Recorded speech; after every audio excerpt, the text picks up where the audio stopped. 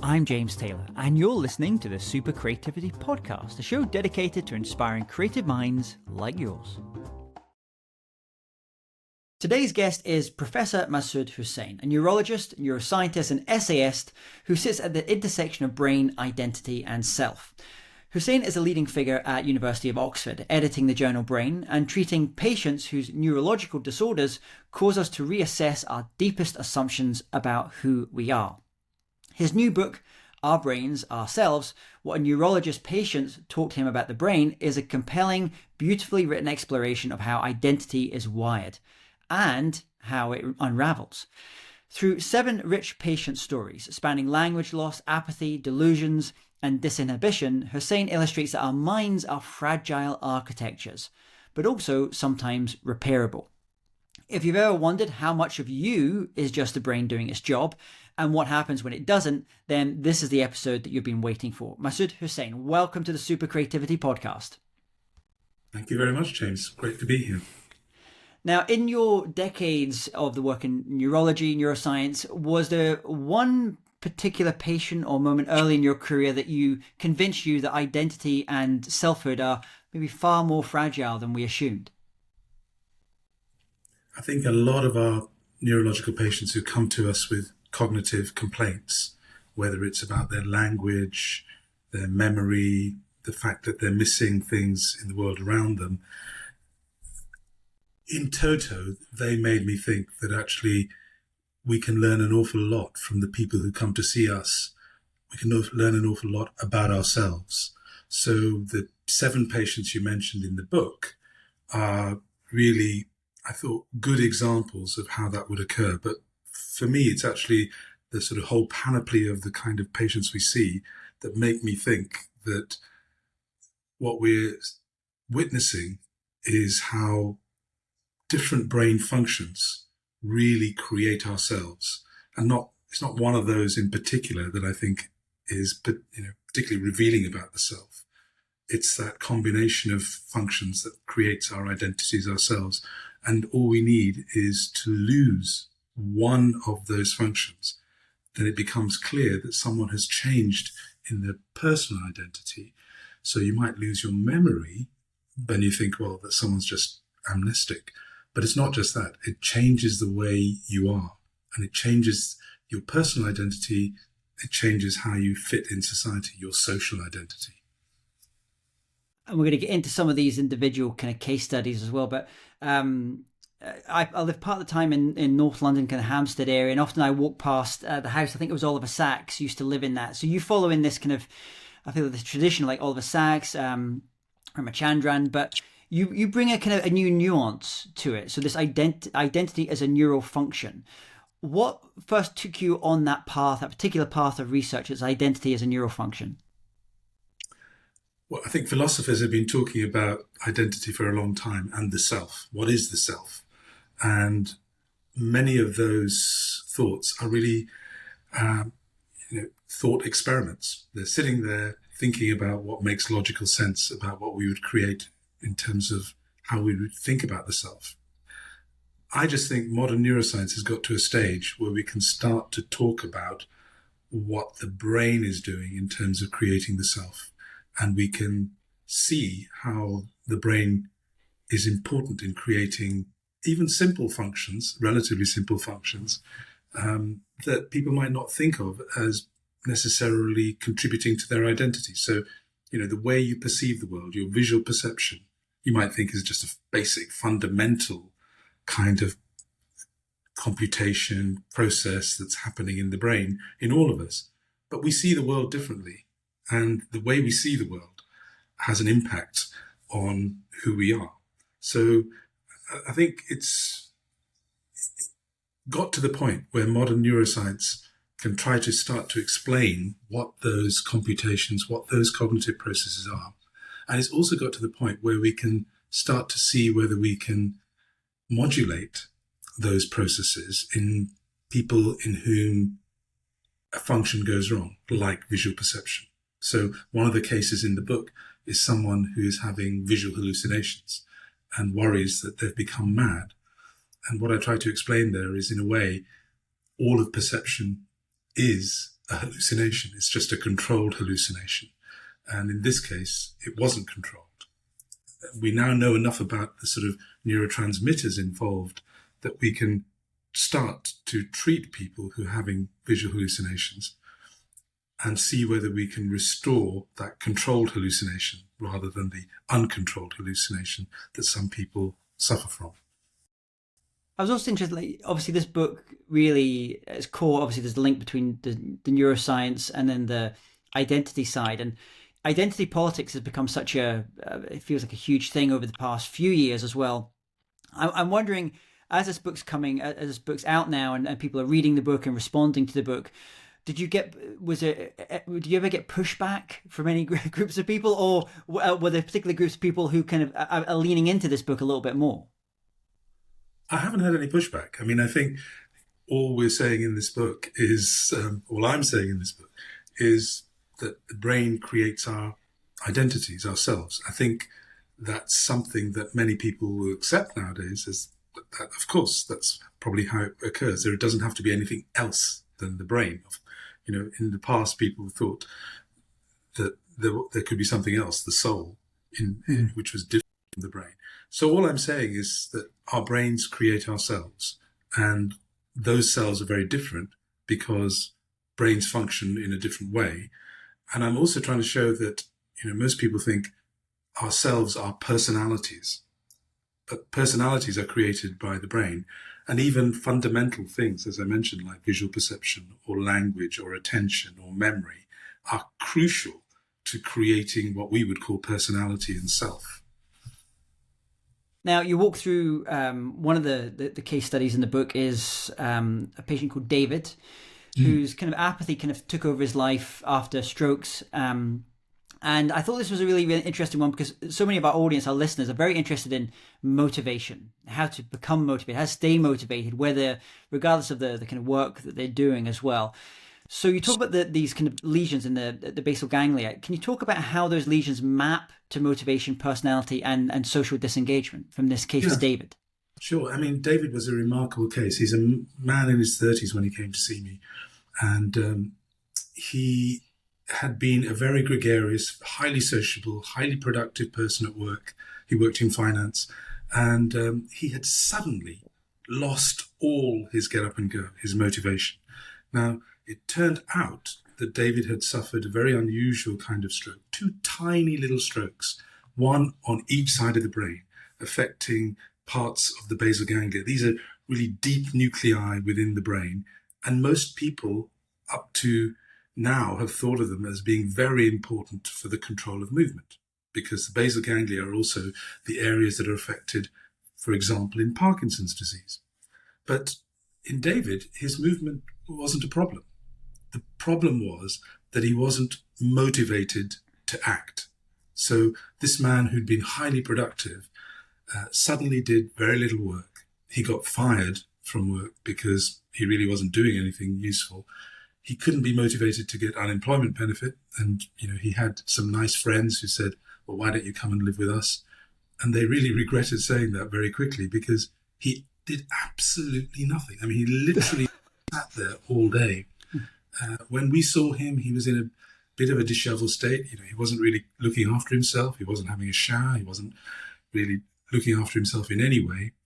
And I remember asking him, so what would you normally like to do if you're sitting at home? He said, oh, I'd love to listen to music. So why aren't you listening to music now? Oh, it would take me a little while to put my music system together. How long would it take? 5 minutes, right? So he wasn't motivated to put in that effort, 5 minutes of putting his music system together, to get the reward of listening to something that would give him pleasure. So he did nothing. And his mates would come home. They'd find that he hadn't cleaned the house, cooked, done anything, all those things that we take for granted. So not only had David's personal identity changed, he'd become a very different person, but his place in society, his place in the group of people he was with had changed, because obviously they got very annoyed with this guy who did nothing and just seemed to be just waiting for them to come and cook, clean the place and all the rest of it. So what was the treatment for someone like that then? Because Yes. I'm also guessing maybe people that are listening to this who have teenagers are thinking, well, that just sounds like my teenager. So what is the difference? So this gentleman, he had a stroke, and a very unusual kind of stroke, I guess. What was the treatment for someone like him? And then are these really exceptions to the rule? There's no real kind of pass, or what can others learn from this as well? Yeah, all very important questions. But I just wanted to explain that he was so rare that I had to go and learn a little bit about the animal literature and what that's telling us about the basal ganglia. And it turns out the basal ganglia are very, very ancient parts of the brain. They go back to the lamprey. These are millions of years old, the lamprey, which is a vicious creature if you've ever come across one.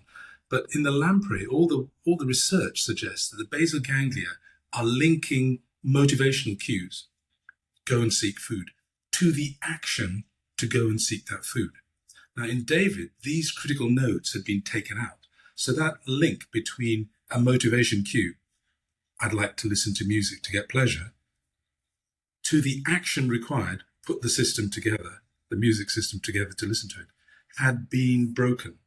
And what it turned out is that dopamine is a very key neurotransmitter in the basal ganglia. So we tried David on a drug that we would normally use in Parkinson's disease. It's called levodopa. It's a very standard drug. It's been around actually since the time of Sachs, because Awakenings, that book and the film that you see with Robert De Niro in as the patient, it is based on the use of levodopa. And unfortunately, David showed no response to levodopa. And we were about to give up. But we now have newer drugs which latch on to dopamine receptors. They're called dopamine receptor agonists. And with that, within 3 months, this man who really wasn't looking after himself, doing anything, came back unrecognized, came back in a suit. I didn't really recognize him in the waiting area. He'd had a haircut. He'd had a shower. He had a new job. And most remarkably, he had a new girlfriend. He would never have met anybody in the state he was. And so going back to your question, he is an extreme rarity. These kind of patients are reported in the literature, about 12 of them. But what we realize in neuroscience is that rarities can be really important examples of how the brain works. So we'd found these critical nodes in the basal ganglia that are important in linking motivation to action. We'd found that dopamine or a dopaminergic drug could restore the motivation that had been extinguished in this individual. And although he's rare, it turns out that apathy, pathological apathy, is really common across neurological diseases, in Alzheimer's disease, in vascular dementia, in Parkinson's disease, in multiple sclerosis. And you might say, well, what have those things got in common? They all have different pathologies. If you look under the microscope, all those diseases are caused by different things. But if they affect the same part of the brain, if they affect the basal ganglia, if they affect the connections of the basal ganglia, you can also get this problem of pathological apathy. So that makes us think about whether those lessons that we learned in David can extend to other types of patients. And that's why we're doing trials on patients with dopaminergic drugs to see if we can improve their apathy. But it also makes us think, James, about what you mentioned, which is what about what we call normal people? We know a range of people who vary in their levels of motivation. Could any of that variation be accounted for by biological differences? Now, to me, that was a startling thing to think about because, probably like most of your listeners, you'd think, oh, there are lazy people and there are highly motivated people. And this is some sort of personality or psychological trait. But we actually did a study in Oxford students. And believe it or not, there are apathetic Oxford students as well. I'm shocked. I'm absolutely shocked. Yeah. So we selected them on a range of levels of apathy, very motivated to very apathetic, not depressed, because that's very important. It's very different from depression.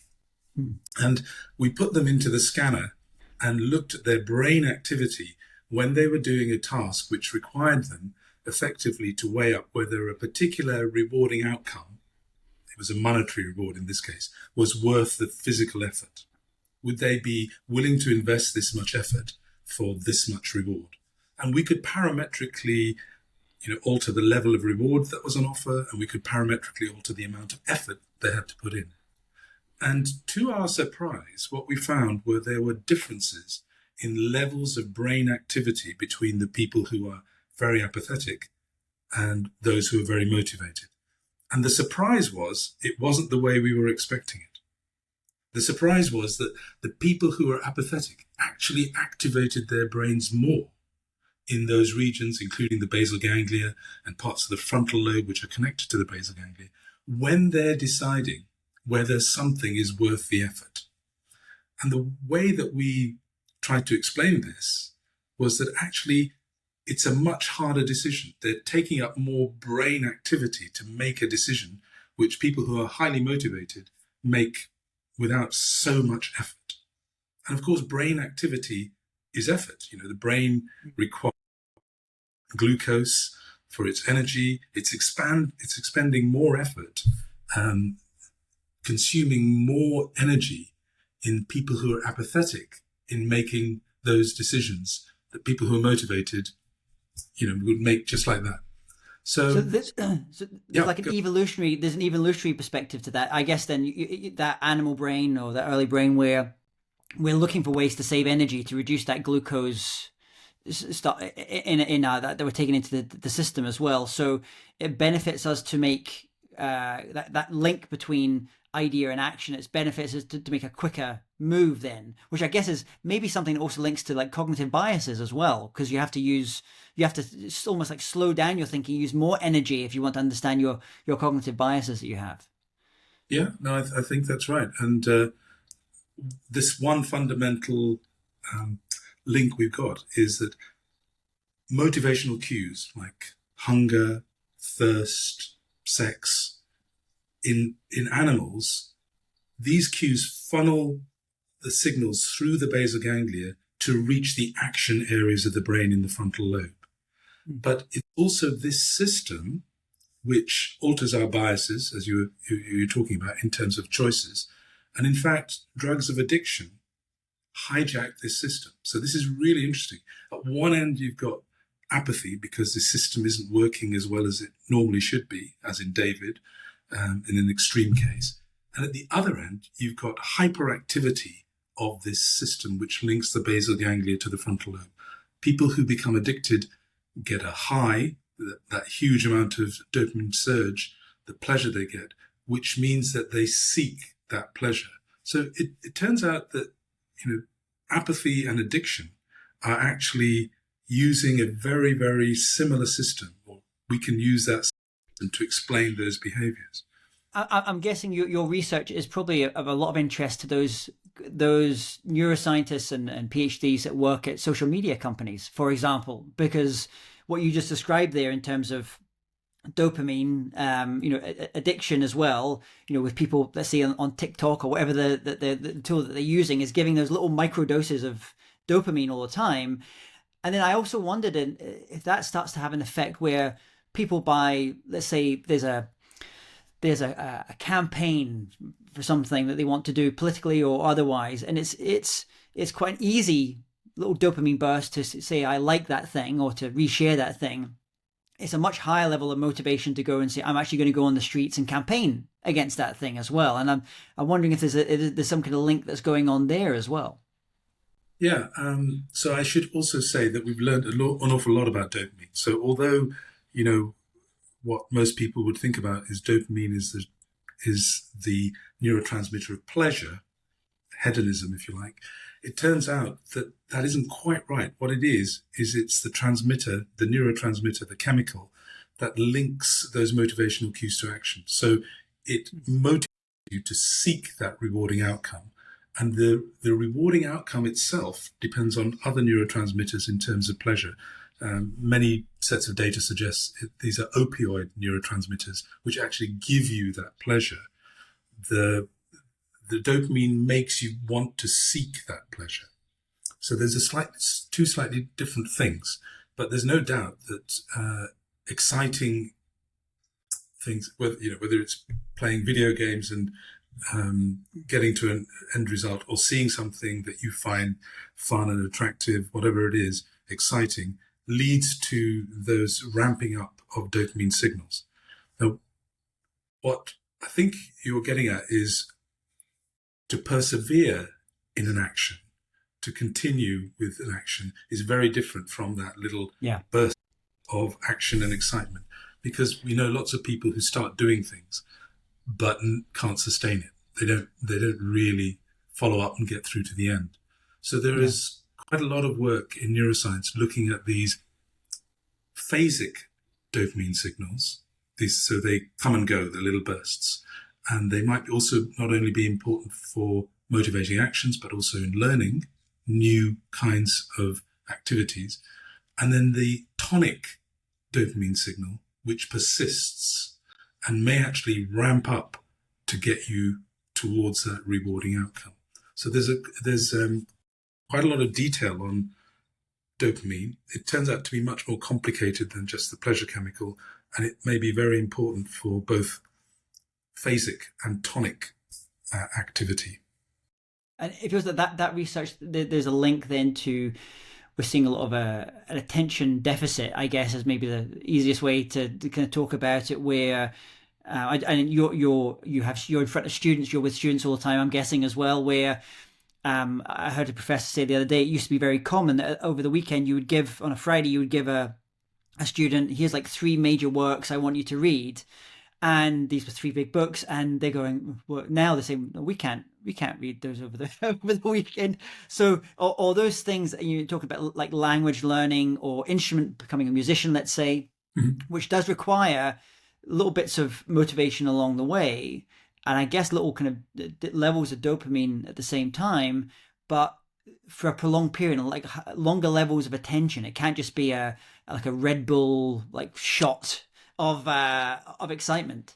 Yeah. So, we talked about motivation being disrupted, and we came into this conversation with David, but obviously motivation is only one aspect, one of those modules in the brain that is important for our everyday activities. And as you've mentioned, another one might be attention. And attention also isn't one simple thing. It turns out there are, we talk about selective attention, which is how we filter out information. So if you're listening to a news program, or if you're going to a lecture, if you're a student, you don't take everything in. You select the stuff that you think is important, and that's the stuff you hold on to. And our senses are being bombarded on a millisecond basis by information. My visual system is being bombarded. My auditory system is being bombarded. Even the clothes that I'm wearing are brushing against my skin and giving me tactile information. I don't want to keep all that information because it would be ridiculous. I'd have to have a huge hard disk to hold on to that.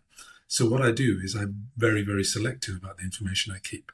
So that's one type of attention, and that can go wrong in particular patients with affect, who might have lesions of the parietal lobe in humans. And there's also the ability to sustain an attention. So just being able to hold your attention for an hour in a lecture is a very, very difficult thing. And it turns out, there are brain systems which are engaged when you're doing that. If you look at little kids, it's very difficult for them to sustain attention. They develop this, which is very important in being able to sustain attention. And a lot of the work suggests that parts of the right hemisphere in humans are very important, not only for selective attention, but for sustained attention. They include the right frontal lobe as well as the right parietal lobe. So these are 2 other functions which are important in being able to do our everyday lives in a way that is effective and productive. Now, I know in the book you weave in historical kind of neurologist, philosophical ideas about self as well. As you were kind of researching and writing the book, was there a particular thinker or a clinician or a neuroscientist whose work kind of really influenced how you see this idea of identity in the brain? Well, I think probably the person who had the kind of biggest impact when I was a postdoctoral researcher at MIT was a guy called Marvin Minsky, and he was one of the pioneers of AI. I'm not sure that a lot of people would know about him now, but what he was, I guess, instrumental in was thinking that these brain processes, these cognitive processes, these computations that were being performed in the brain was, in a way, what we're talking about is that those processes create our society of mind. That's what he called it. That essentially it's that constellation of computations that are going on in different parts of the brain that are creating our society of mind, and for me, the self.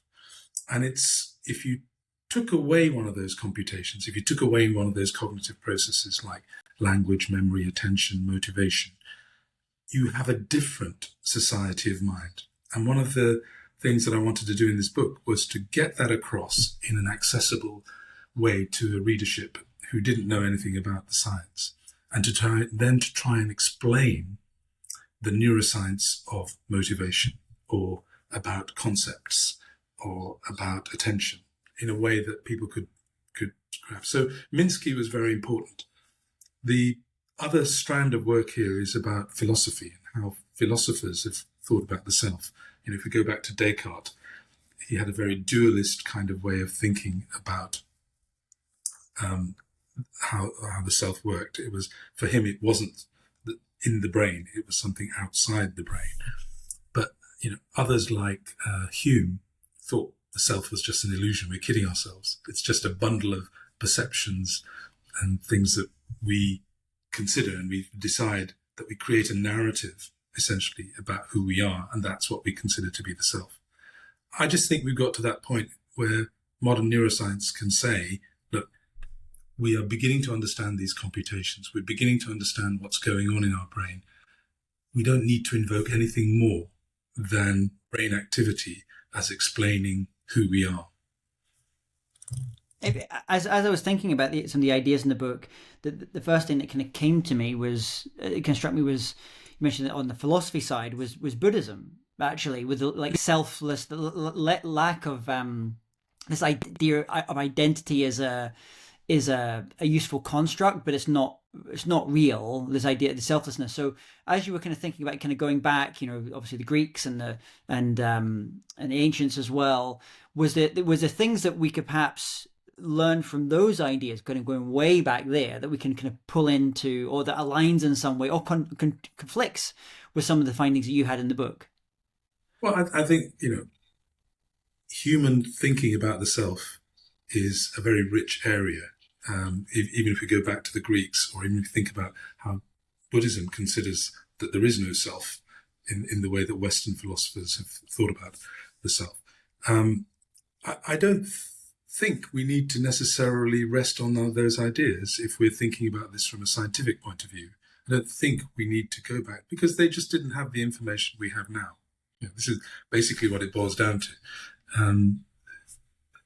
I don't think that we need to rely on those ideas, although the kinds of thought experiments that philosophers conducted were really, really quite prescient. The cave. I was there. The cave idea. That's something like this. Exactly. Even in more modern times, people have thought about, if we were to take an individual and we were to teleport you, as in beam me up, Scotty, Star Trek, fourth phase, would that person at the other end of the teleporter be the same person or not? Now, most people would say yes. Okay, you've reconstructed this person, but that would be the same person.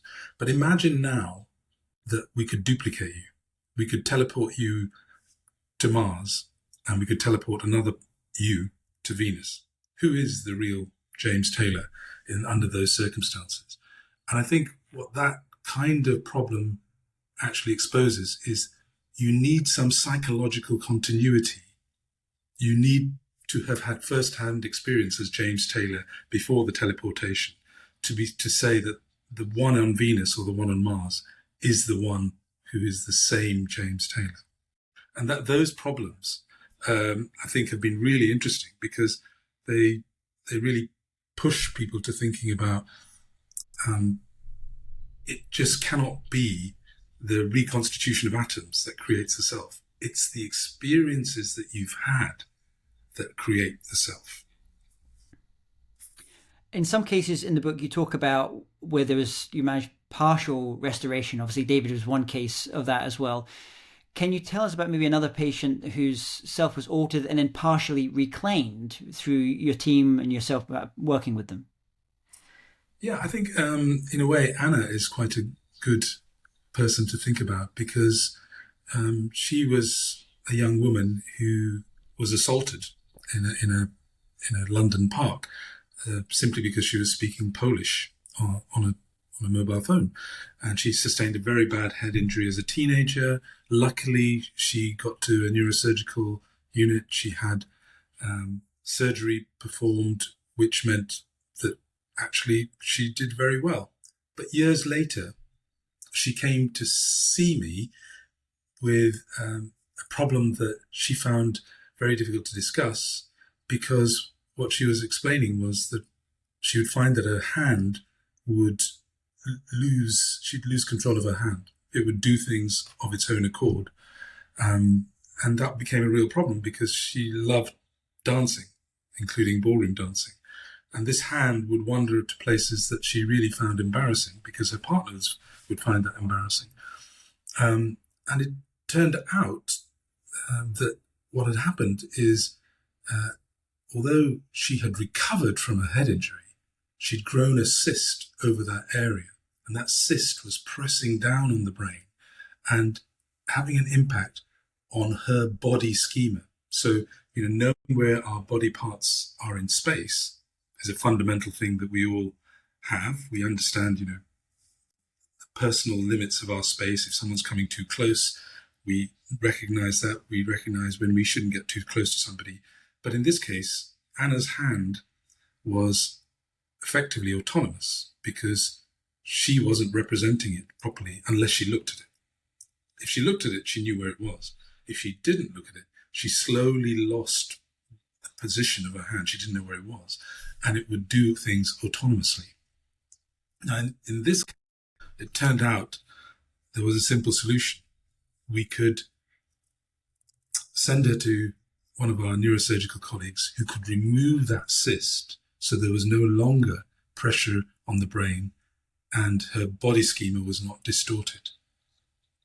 So this was a very simple solution which didn't require medications. It's an unusual case, but it also reveals to us that part of the brain which is holding a representation of how our body parts are positioned in space. So important for everything we do. It doesn't have to be an athlete. It's just somebody knowing where your hand, your leg, your head is in space. These are things we just take for granted.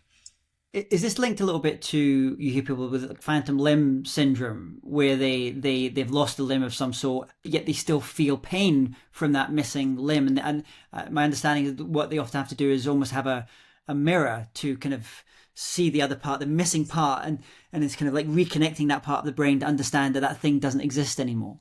Well, that is in a few people, and that's, I think you're alluding to the work by Ramachandran there. But it's very related because it's really about how the body is represented within the brain.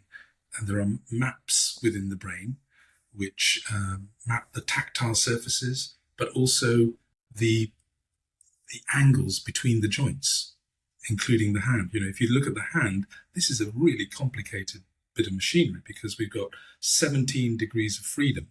And with 17 degrees of freedom, you have a very, very complex bit of engineering that the body has to represent. And we take that for granted, how we would move, how we would shape our hand to pick up an object. But if we lose that representation, as was the case in Anna, this hand was effectively autonomous, a bit like what we would now call an alien limb. I don't know if you've seen that film with Peter Sellers, Dr. Strangelove. Yeah, there's a very good impersonation of an alien limb because his own arm, his own hand is choking himself because he has no control over that hand. Yeah. But I think actually that the work you're doing around there, also picks up a little bit where I'm seeing the stuff I do, which is speaking to companies about artificial intelligence and robotics and what we call centaurs, or it's almost like cyborgs, where individual humans are now, if you go to the Ford Motor Factory, you see them wearing exosuits, for example, that becomes part of them. And my father's a guitarist and a jazz guitarist, and he has synesthesia. So we did a thing at University of Cambridge with Professor Roger Kneebone there, where he was describing what he would call his mind instrument, essentially. So he rehearses like the guitar is actually in his hand. It is almost an extension of him. So when people say, do you not have to practice lots? They say, well, I do, but a lot of it I do it in my head. I'm practicing, and it's almost become an extension, like you said, the object has become an extension of him as well. So it might be interesting to see where some of that kind of work goes, like research goes, in terms of these extensions that we have that maybe we're not born with, but they end up becoming part of us. Well, funny you should mention that, but it has already been done to an extent, because, for example, if monkeys are taught how to use a rake or a tool which extends effectively their limb, what you can find in their brains is a representation of that tool. And of course, the thing that happened in human evolution is tool use.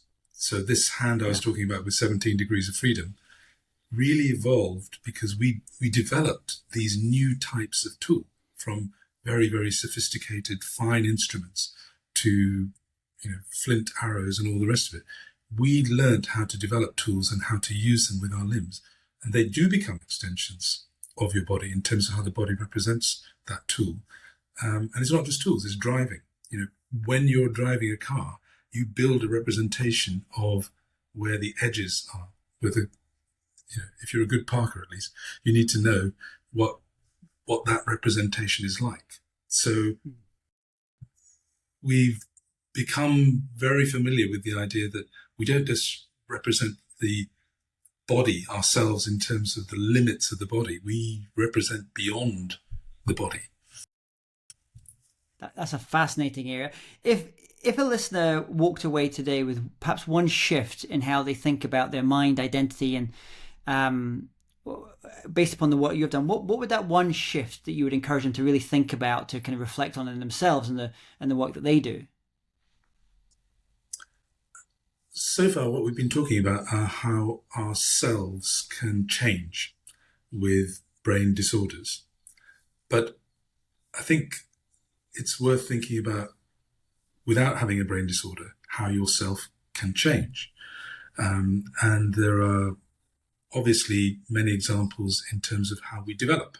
Our brains develop, we change as we develop, we can learn new ways of doing things as we develop.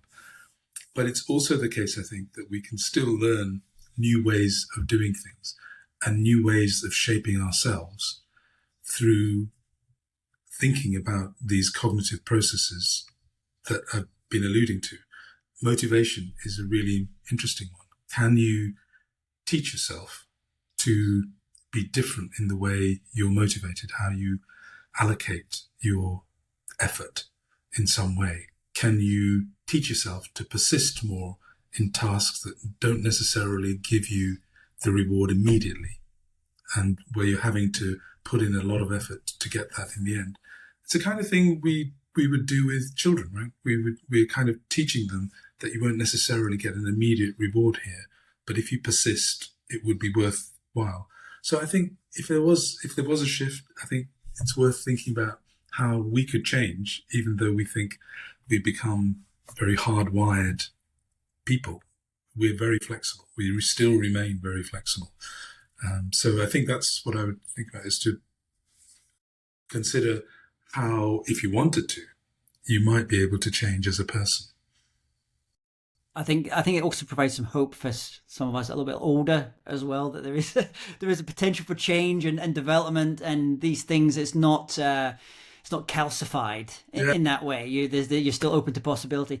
We're going to have a link to your book here, Masud. But if there's another book that maybe someone that's interested in this general area, and they're coming to your book, and then they say, I want to go a little bit deeper. What would be a book that you would recommend to them if they wanted to go a little bit deeper into this area? You've inspired them, you've given them these examples, these case studies here as well, and they said, I want to go a little bit further into this area. What book would you recommend?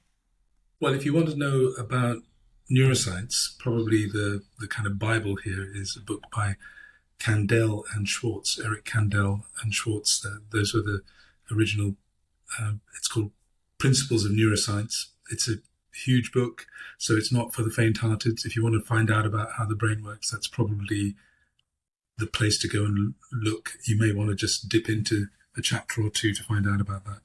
Yeah. And if people want to learn more about your other writing, your academic, your research, your talks, I'm sure you're giving lots of keynotes around these ideas as well, where's the best place for them to go and find that? Well, I have a website. It's masudhusain.org, Hussein spelt with a single S. And you can find out the stuff I write and also some of the videos on talks and podcasts. Well, Masud Husain, Our Brains, Ourselves is out now. We'll have a link here. Please everyone go and check out that book.